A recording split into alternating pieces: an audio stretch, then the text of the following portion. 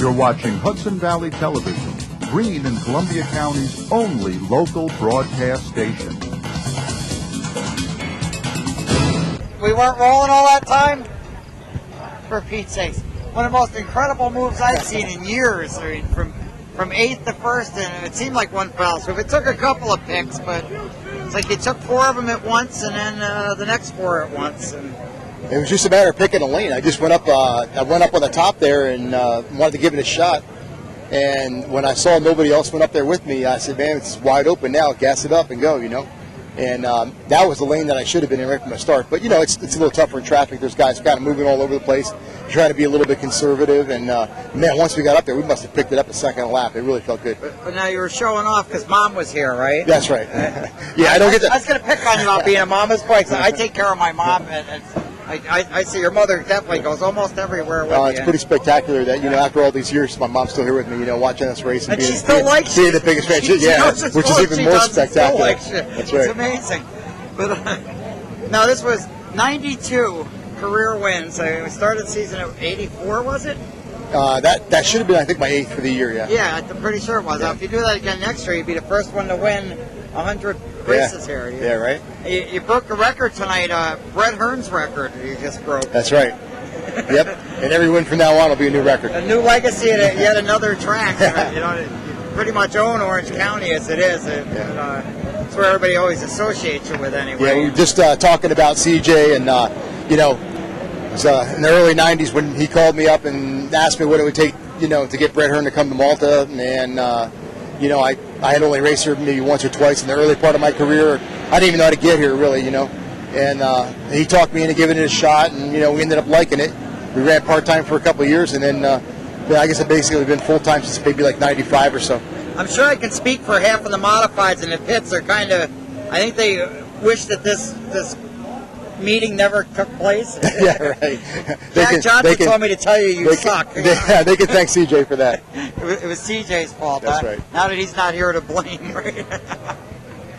So, pretty disappointing season for you, though, overall, right? I mean, this. Well, it's going to be the first time that I know of that you're not winning any championships, right? Well, I think we may have already clinched the regional, which is like the combination deal between Middletown and Lebanon Valley. I think we were leading that or had a chance to win that. But it's tough when you're running weekend tracks part time. You're missing races and doing other things, and obviously our focus is to win the Super Dirt Series, but that's not going to happen this year. So right now we're fighting to try to get back into second again, and hope. I think that's probably about the best we can do. Billy's doing the Michael Jackson moonwalk. I think Billy's having a hell of a year. I think he's probably got to show up for the end of the season just to win it. So it's been a spectacular year for him. That's about what it comes down to. He's just got to show up to win it. Yep. Now, at Dirt Track Digest, they did a poll amongst the fans, and there's a lot of drivers as well and owners and what have you go on there, and they asked who the best are in all of dirt racing, at any level. And Kinzer was first, Bloomquist was next, and then you. And that's pretty cool. A lot of people think that you couldn't do it with the Pro Stocks. I had to wonder why you don't go out there with the. Well, at this point, at this point in my career, I mean, unless I had somebody that was a really, big owner or something, give me a phone call. I mean, what's the sense? I mean, you're going to go out there and struggle for a couple of years trying to learn the deal. Yeah, you struggle a couple of years. That'll happen, right? Well, you could win on anything on dirt. I've seen it. At the Valley, I swear you could take a go-kart out there and get a top 10. It sure as hell seems. I guess if I put my mind to it, maybe I could, but I just don't. I just don't really see that in the foreseeable future. I would love to see it just to see, because Bloomquist, I'll give him all the credit in the world. The guy is great, but I've seen him race a couple times, and it's he's no Brett Hearn in my book. Really? No insult to him. That's quite a compliment. But it's I think it's just a matter if you went up to that. You'd I guess that too. I guess Bloomquist makes his living on the big ones. He seems like he's like Kinzer. He was always when the money was on the line, when it was the big race. He was always the man. So I know this guy that shows up at Albany Saratoga every week that does that.